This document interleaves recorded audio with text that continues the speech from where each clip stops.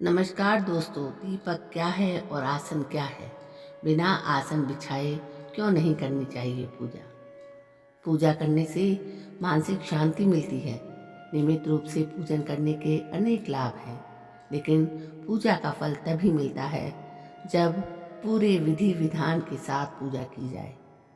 हमारे धर्मशास्त्रों में पूजन के समय के अनेक नियम बताए गए हैं। उन्हीं में से एक विधान है पूजा के समय आसन बिछाने का। आसन को पूजने पूजन के समय बहुत महत्वपूर्ण माना गया है। इसलिए किसी भी तरह की पूजा की जाती है या हवन किया जाता है तो जिस भी देवता का आह्वान किया जाता है उन्हें मंत्रों द्वारा आसन ग्रहण करवाया जाता है। ऐसी मान्यता है कि बिना आसन की पूजा या जप करते हैं तो उस पूजा से मिलने वाली ऊर्जा पृथ्वी में चली जाती है। आसन ऊर्जा को पृथ्वी में जाने से रोक लेता है।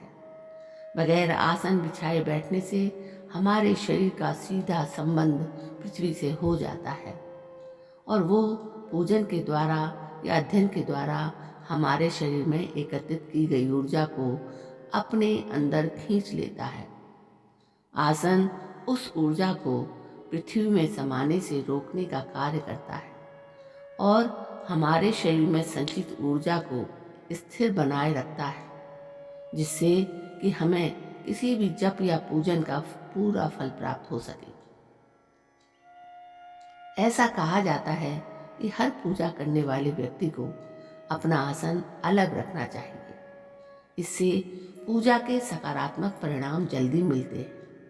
साथ ही रोज एक ही आसन पर बैठकर पूजा करने से पूजा के समय ध्यान स्थिर रहता है। जिस आसन पर बैठकर पूजा की जाती है, शास्त्रों के अनुसार उसे पैर से खिसकाना भी उचित नहीं माना गया है। जिस प्रकार से किसी भी पूजन में पूजा के समस्त विधि व सामग्री का महत्व होता है, उसी प्रकार से पूजन में प्रयुक्त होने वाला आसन भी उतना ही महत्व रखता है। ब्रह्मांड पुराण तथा तंत्र सार में आसन के लिए कहा गया है कि भूमि पर बैठकर पूजा करने से दुख, पत्थर पर बैठकर पूजा करने से रोग, पत्तों के आसन पर बैठकर पूजा करने से मन का भय, लकड़ी के आसन पर बैठकर पूजा करने से दुर्भाग्य, घास फूस पर बैठकर पूजा करने से अपयश, कपड़े के आसन पर बैठने से हानि, बांस के आसन पर बैठकर पूजा करने से गरीबी आती है।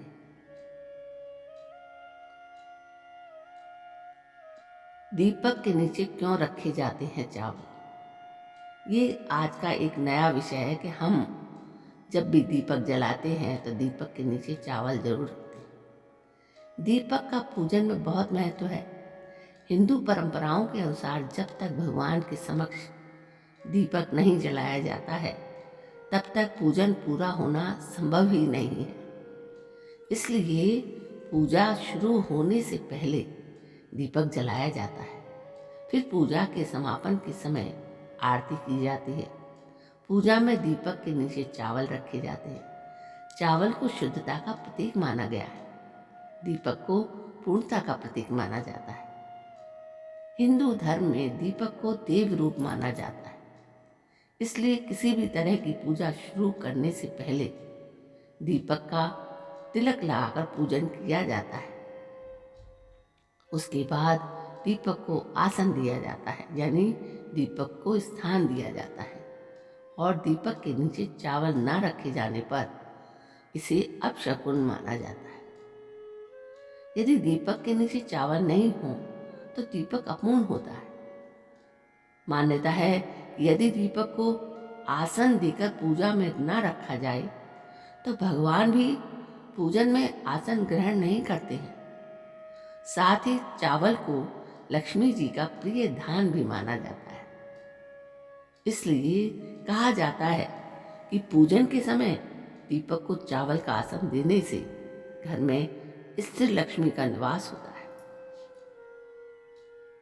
शास्त्रों में ऐसा उल्लेख भी मिलता है कि शुक्रवार के दिन लक्ष्मी माँ के सामने चावल की ढेरी बनाकर उसके ऊपर घी का दीपक लगाने से धन लाभ होता है।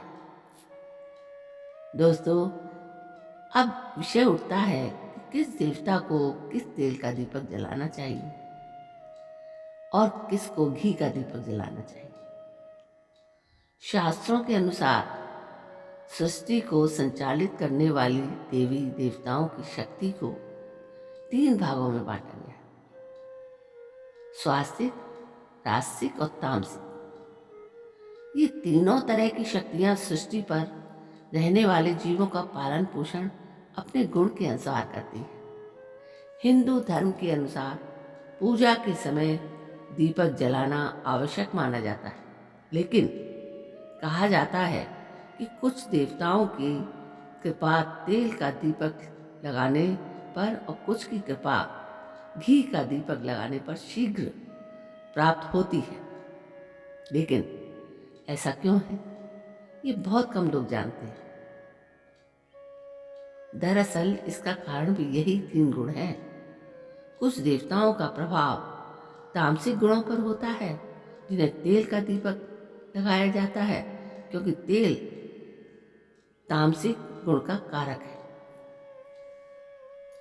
इसके विपरीत जिन देवी देवताओं का प्रभाव सात्विक व राजसिक गुणों पर होता है, उन्हें घी का दीपक जलाया जाता है।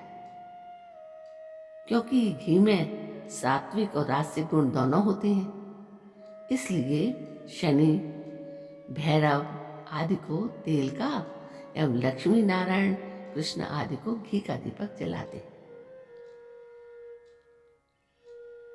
अब एक और परंपरा है हमारे हिंदू सनातन धर्म में। पीने के पानी के स्थान पर दीपक जलाया जाता है, लेकिन जलाया क्यों जाता है, इसके बारे में आज हम जानेंगे। वास्तु के अनुसार हमें प्राप्त होने वाले सुख दुख हमारे घर की स्थिति पर भी निर्भर करते हैं। यदि घर में कोई वास्तु दोष होगा तो निश्चित ही इसके बुरे परिणाम ही हमें प्राप्त होंगे। वास्तु सकारात्मक ऊर्जा और नकारात्मक ऊर्जा के सिद्धांतों पर ही काम करता है। अतः घर में जो भी वस्तुएं नेगेटिव एनर्जी को बढ़ाती हैं, उनसे वास्तु दोष बढ़ता है। यदि किसी के घर की आर्थिक तरक्की नहीं हो रही है, पूरी मेहनत के बाद भी घर के हर सदस्य को उनकी योग्यता के अनुसार सफलता नहीं मिल पाती है, किसी न किसी तरह की समस्या या परेशानी हमेशा बनी रहती है, तो वास्तु दोष का निवारण करना चाहिए। घर में बार बार एक्सीडेंट होते हैं तो निश्चित ही उस घर में पितृ दोष होता है। इसलिए जिस घर में पीने के पानी का स्थान दक्षिण दिशा में हो, उस घर को पितृ दोष अधिक प्रभावित करता है। साथ ही यदि नियमित रूप से उस स्थान पर घी का दीपक लगाया जाए तो पितृ दोष आशीर्वाद के रूप में बदल जाता है। ऐसा माना जाता है यदि पीने के पानी का स्थान उत्तर या उत्तर पूर्व में है तो भी उचित माना गया है, और उस पर भी पितृ के निमित्त दीपक जलाने से पितृ दोष का नाश होता है, क्योंकि पानी में पितरों का वास माना जाता है और पीने के पानी के स्थान पर उनके नाम का दीपक लगाने से पितृ दोष की शांति होती है, ऐसी मान्यता है। तो दोस्तों, आज हमने एक नए विषय पर बात की, एक नए विषय की जानकारी दी, एक नए विषय से अवगत कराया। ये सब बातें आपको कैसी लगी? यदि आपको उचित लगी हों, यदि सही लगी हों, तो मेरे इस चैनल को सब्सक्राइब जरूर करें, लाइक करें, शेयर करें और कमेंट भी करें। कल मैं फिर से एक नई जानकारी के साथ हाजिर होती हूँ। तब तक के लिए जय हिंद, वंदे मातरम।